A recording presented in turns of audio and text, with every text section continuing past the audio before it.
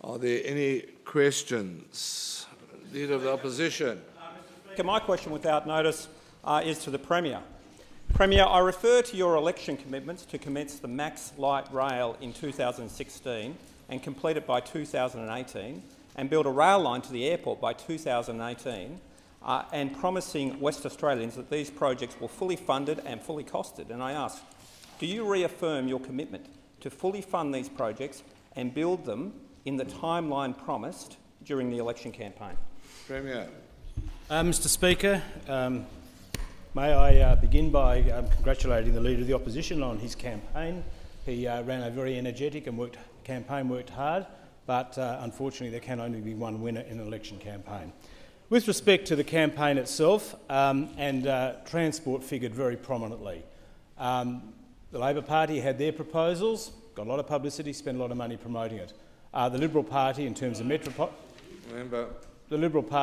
of metropolitan transport issues, also put out a strong program, including road enhancements, particularly on the freeways, fixing interchanges, commencing the Perth to Darwin Highway project, and on rail in particular, the construction of a rail line to the airport that went under the runway and actually took you to the terminal. Pretty important, I would have thought, rather than leaving you a kilometre down the road. Mr Speaker, as we had announced over 6 months ago, as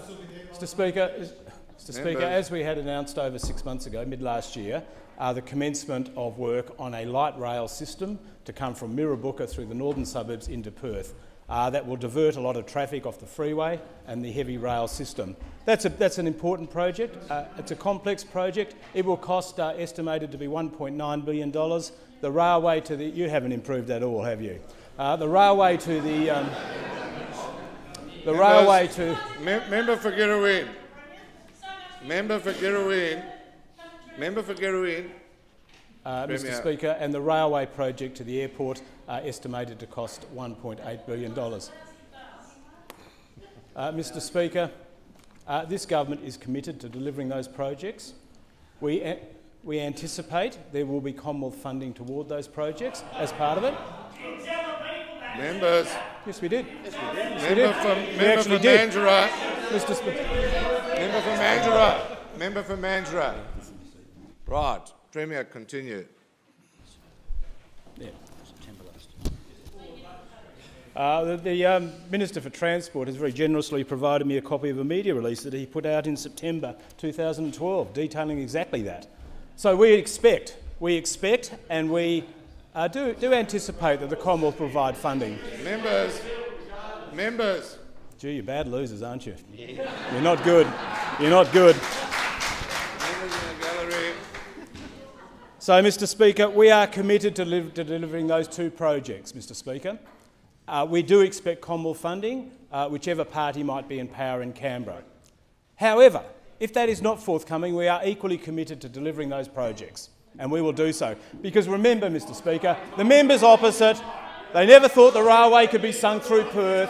They never thought Elizabeth Quay or the waterfront project could be done. They didn't think a children's hospital could be done. And they don't believe yet that a stadium will be built at Burswood. Watch this space. Watch this space, Mr Speaker. Where's the money going to come from? Just watch and envy if you want to. Right. Remember, members in the gallery are quite entitled to sit and watch the proceedings, but there's to be no clapping or calling out from the gallery. Right. Leader of the Opposition. Supplementary, Mr Speaker. Premier, during the election campaign, your election documents were quite definitive that your rail projects were fully funded and fully costed and will be completed by 2018. Is that the case, that they'll be completed by 2018 or not?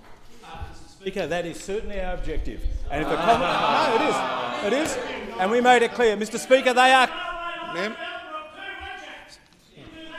Premier, member for Mandurah, call you for the first time. Premier. Mr Speaker, I know it's tough losing an election. I've been there. I have been there, Mr Speaker. But when you have an election where the Liberal Party outpolls the Labor Party by 165,000 votes, you need to actually take notice. And the voters of this state supported this government to make decisions and to get on with it, and that's exactly what we're going to do. Right.